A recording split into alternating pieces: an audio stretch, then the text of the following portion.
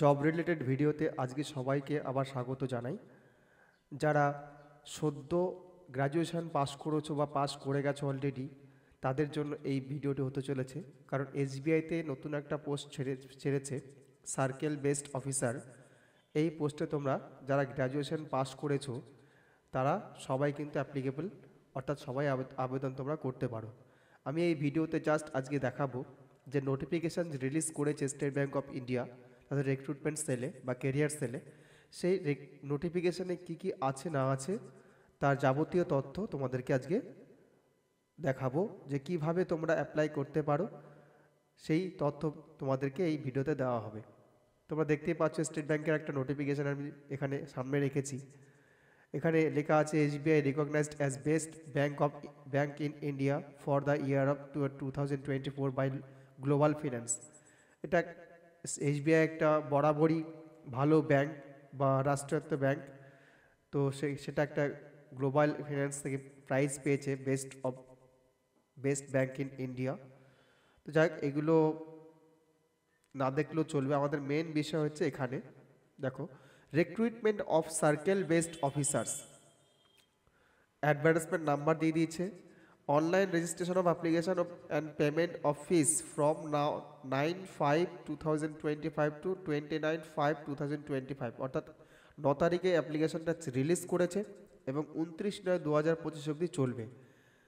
Download of call letter for online test in July 2025, tentative date, অর্থাৎ এই অ্যাপ্লিকেশনটা হয়ে যাওয়ার পরে অনলাইন টেস্টের জন্য যে কল লেটার বা অ্যাডমিটটা দেওয়া হয় সেটা জুলাইতে দেওয়া যেতে পারে। এটা টেন্টেটিভ একটা ডেট দিয়ে রেখেছে ওরা। অনলাইন টেস্ট এটাও টেন্টেটিভ জুলাই 2025। যেহেতু অ্যাডমিট যেহেতু জুলাইতে ছাড়ার কথা বলেছে, নিশ্চিতভাবে জুলাইতেই এক্সামটা অনলাইন এক্সামটা হবে এবং এক্সামটা কিন্তু সত্যি অনলাইনই হবে, এদের অফলাইন মোড কিন্তু নয় এটা। এবার তোমরা কি করে অ্যাপ্লিকেশান বা অ্যাডভার্টাইজ দেখবে, এই যে অফিসিয়াল লিঙ্ক তোমাদের দিয়ে দিয়েছে, তোমরা এখানে গিয়ে অফিসিয়াল লিঙ্কে ক্লিক করে তোমরা কিন্তু সেটা দেখতে পারো। এবার চলে আসি কতগুলো সিট আছে ওভারঅল ইন্ডিয়াতে। প্রথমে ওভারঅল ইন্ডিয়ার ক্ষেত্রে আসি, তার আগে ছোট্ট একটা জিনিস তোমাদেরকে দেখিয়ে দিই। এখানে দিয়ে দিচ্ছে eligible candidate R required register online for the recruitment process which will be held in 4 phase। 4টা ফেজে এক্সামিনেশনটা হবে। প্রথমে হচ্ছে অনলাইন এক্সামিনেশন, তারপর স্ক্রিনিং অর্থাৎ computer based test, computer test typing test যেটাকে বলে। তারপর হচ্ছে ইন্টারভিউ, এখানে ইন্টারভিউ হচ্ছে 3rd ফেজে।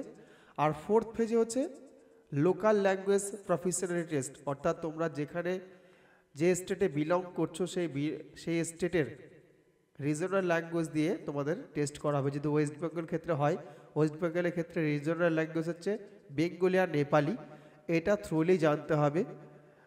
বাংলাটা অবশ্যই জানতে হবে।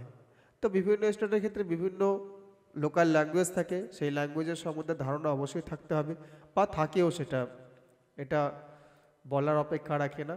এবার চলে আসছি কতগুলো সিট আছে। আমার চিন্তা ভাবনা যেহেতু ওয়েস্ট বেঙ্গল নিয়ে, টোটাল সিট হচ্ছে 2600 সিট। এই যেখানে দেখতে পাচ্ছ তোমরা 2600 সিট। আর ওয়েস্ট বেঙ্গলের সিট কলকাতাতে দেখো, কলকাতা এখানে সিট আছে 150টা সিট।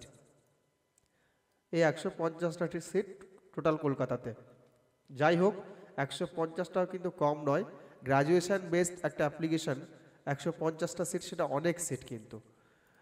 সিটের ব্যাপারে বলে দিলাম। এবার দেখো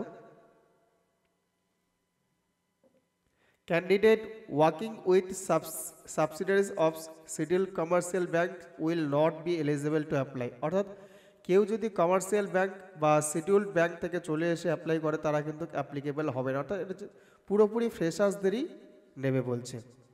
যাক, এবার আসি এলিজিবিলিটি ক্রাইটেরিয়া। এলিজিবিলিটি ক্রাইটেরিয়া দেখো এখানে দেওয়া আছে।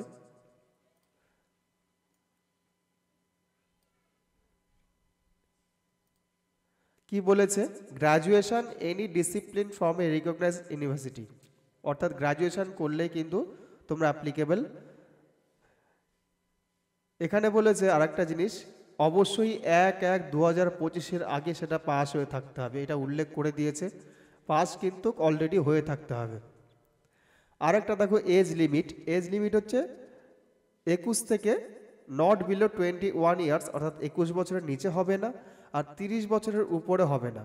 এবার যারা রিজার্ভ ক্যাটাগরিতে আছে তাদের ক্ষেত্রে আবার অন্য জিনিস, তাদের ক্ষেত্রে এই যেখানে দেখো শিডিউল কাস্ট শিডিউল ট্রাইবের জন্য 5 বছর ছাড় আছে, ওবিসিদের জন্য 3 বছর ছাড় আছে, পিডাব্লিউডি বা প্রতিবন্ধীদের জন্য 15 বছর ছাড় আছে।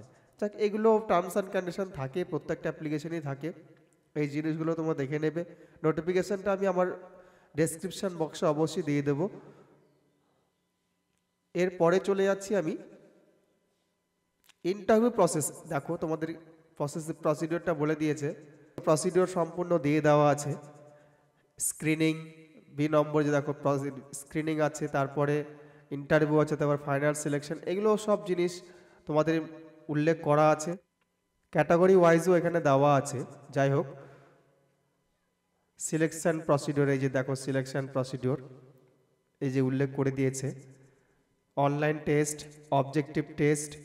এবার কি কি থাকছে এখানে দেখো, ইংলিশ ল্যাঙ্গুয়েজ এখানে কিছু নাম্বার আছে, ইংলিশ ল্যাঙ্গুয়েজে 30 নাম্বার আছে, ব্যাংকিং নলেজে 40 নাম্বার আছে, জেনারেল অ্যাওয়ারনেস 30 নাম্বার আছে, কম্পিউটার নলেজে 20 নাম্বার আছে। যাক, এইগুলো হচ্ছে টোটাল তোমার number of question 120, maximum marks হচ্ছে 120 এবং সময় হচ্ছে 2 ঘন্টা। এই হচ্ছে তোমার অনলাইন টেস্টের সিলেবাস। কি করে এবার অ্যাপ্লাই করবে দেখো, এখানে একটা জিনিস উল্লেখ করেছে, বায়োমেট্রিক ভেরিফিকেশান। এই বায়োমেট্রিক ভেরিফিকেশান খুব ইম্পর্টেন্ট জিনিস। তোমাদের বায়োমেট্রিক অথবা আইডিস দিয়ে কিন্তু ভেরিফিকেশান করতে পারে। তো এই জিনিসগুলো খেয়াল রাখবে যখন তোমাদের ডাকা হবে। Candidate who are call to online exam, online এক্সামে যখন কন্ডাক্ট হবে বা অনলাইন এক্সামটা যখন চলবে তখন কিন্তু তোমাদের বায়োমেট্রিক ভেরিফিকেশান করা হবে। তোমরা যে অ্যাপ্লিকেশানটা করবে সেই সময় যে আধার কার্ডের নাম্বারটা দেবে, আধার কার্ডের নাম্বারটা অবশ্যই ভালো করে মিলিয়ে দেবে এবং সেই আধার কার্ডের নাম্বার কিন্তু ওই নাম্বার দিয়ে ওখানে ভেরিফিকেশান করবে অ্যাকচুয়ালি সেই ব্যক্তি পরীক্ষা দিচ্ছে কি দিচ্ছে না, এবং সেটা ইন্টারভিউয়ের ক্ষেত্রেও কিন্তু দেখানো হবে বা ভেরিফাই করবে। যাই হোক, এটা তোমরা ভালো করে খেয়াল করবে। এবার চলে আসছি হাউ টু অ্যাপ্লাই। এই যেখানে দেওয়া আছে হাউ টু অ্যাপ্লাই, অ্যাপ্লিকেশান ডেটটা এখানে মেনশন করে দিয়েছে 9/5/2025 থেকে 29/5/2025। গাইডলাইন সম্পূর্ণ অনলাইন অ্যাপ্লিকেশনের ব্যাপারে এখানে নোটিফিকেশানটা উল্লেখ করে দিয়েছে বা এখানে গেলে দেখতে পাবে। আমি জাস্ট আজকে নোটিফিকেশানটা সম্পূর্ণভাবে দিয়ে দিচ্ছি। কি কি লাগবে দেখো, এখানে recent photograph, signature, left thumb impression অর্থাৎ বাম আঙ্গুলের লেফট মানে কালির ছাপ, হ্যান্ড রিটেন ডিক্লারেশন, ব্যাংকিং একটা রিটেন ডিক্লারেশন হয়, সেই ডিক্লারেশনটা লাগবে। তারপর একটা আইডি প্রুফ, সেটা পিডিএফ আকারে লাগবে, উপরেগুলো সব জেপিজি আকারে। Proof of date of birth, এটাও পিডিএফ আকারে লাগবে। Job profile certified by existing employer, অর্থাৎ যদি কোথাও অলরেডি এসবিআইতে জব করে থাকো সেক্ষেত্রে কিন্তু এটার এক্সিস্টিং একটা সার্টিফিকেট লাগবে পিডিএফ আকারে। তো এই সমস্ত জিনিস দেখো, এডুকেশনাল সার্টিফিকেট এটাও পিডিএফ আকারে রাখবে, রিলেভেন্ট মার্কশিট, এক্সপিরিয়েন্স যদি কিছু থাকে সেটাও দিতে হবে পিডিএফ আকারে। তো এই জিনিসগুলো তোমাদের লাগবে যদি এক্স সার্ভিসম্যান হও সেক্ষেত্রে। এখানে দেওয়া আছে নোট ক্ষেত্রে, if the face is in the photograph or signature is unclear the applicants ক্যান্ডিডেটর, অর্থাৎ তোমাদের ছবির আর সিগনেচার যদি ক্লিয়ার না হয় সেক্ষেত্রে কিন্তু রিজেক্টেড হয়ে যেতে পারে। In case the required document are not uploaded or documents uploaded are not clear, অর্থাৎ যে সমস্ত ডকুমেন্ট তুমি আপলোড করবে সেগুলো যদি ক্লিয়ার না থাকে সেক্ষেত্রেও কিন্তু রিজেক্টের সম্ভাবনা আছে। Candidate should ensure that photo is uploaded at the place of photo, signature is uploaded at the place of signature. if photo is, অর্থাৎ এখানে যেটা কথা বলেছে, ফটোর জায়গায় অবশ্যই ফটোই আপলোড করতে হবে এবং সিগনেচারের জায়গায় অবশ্যই সিগনেচার আপলোড করতে হবে। এবার চলে আসি payment of fees, registration and payment of fees. এক্ষেত্রে বোধহয় এসসি এসটিদের কোনো ফিস লাগছে না, আর যারা জেনারেল ক্যাটাগরি এবং ওবিসি ক্যাটাগরি তাদের ক্ষেত্রে বোধহয় 750 টাকা লাগছে। এখানে দেখো অ্যাপ্লিকেশান ফির ব্যাপারে উল্লেখ করে দেওয়া আছে যে জেনারেল ইডাব্লিউএস ওবিসির ক্ষেত্রে 750 টাকা, আর ক্যাটাগরি এসসি এসটি পিডাব্লিউডির ক্ষেত্রে নীল, অর্থাৎ কোনো টাকাই লাগবে না। এই হচ্ছে পেমেন্ট ফিস স্ট্রাকচার। এবার চলে আসলাম কোথায় কোথায় এক্সামিনেশনটা হবে, ইন্ডিয়ার কোন কোন সিটিতে এক্সামিনেশনটা হবে, সিটি সেন্টারগুলো কি কি আছে, এক্সাম সেন্টারগুলো। আশা করছি কলকাতা শিলিগুড়ি অবশ্যই থাকবে। এখানে কলকাতা আমি দেখতে পেলাম, এই সরি কলকাতা তো নয়, এটা এই যে এখানে দেওয়া আছে কোথায় কোথায় ওয়েস্ট বেঙ্গলের এক্সাম আছে। আসানসোল আছে, দুর্গাপুর আছে, হুগলি আছে, হাওড়া আছে, কল্যাণী আছে, কলকাতা আছে, শিলিগুড়ি আছে ওয়েস্ট বেঙ্গলের। যাদের যেখানে সুইটেবল তোমরা সেখানে অ্যাপ্লাই করতে পারো, তোমাদের ইচ্ছে মতো সেই এক্সামিনেশন সেন্টারটা নিতে পারো। আর এখানে একটা জিনিস উল্লেখ করা আছে যে তোমাদের রিজনাল ল্যাঙ্গুয়েজে তোমরা কিন্তু এক্সামিনেশনটা দিতে পারো। এবার এখানে দেওয়া আছে যে অ্যাপ্লিকেশন করার সময় যে ডকুমেন্টগুলো লাগবে সেটা কিভাবে লাগবে, সাইজ কত আছে, সাইজটা এখানে মেনশন করে দিয়েছে ওরা, কোন সাইজে কি করতে হবে এখানেও দেওয়া আছে।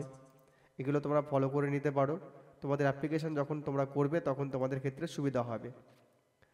এছাড়াও যেটা আছে তোমাদের লাস্ট পেজে, এই নোটিফিকেশনের লাস্ট পেজে দেওয়া আছে কি করে অ্যাপ্লাই করবে, হাউ টু অ্যাপ্লাই। প্রথমে লগ ইন করতে বলেছে এই ওয়েবসাইটটাতে, এই নোটিফিকেশনের এই লিঙ্কে ক্লিক করলে পরে কিন্তু তোমাদের ওয়েবসাইটে নিয়ে চলে যাবে। তারপর scroll down and click on the respective advertisement, scroll down করে এই অ্যাডভার্টাইজমেন্টের দিকে এখানে ক্লিক করতে হবে। তারপর ডাউনলোড অ্যাডভার্টাইজমেন্ট নাম্বারটা ডাউনলোড করতে বলছে অ্যাডভার্টাইজমেন্টটা।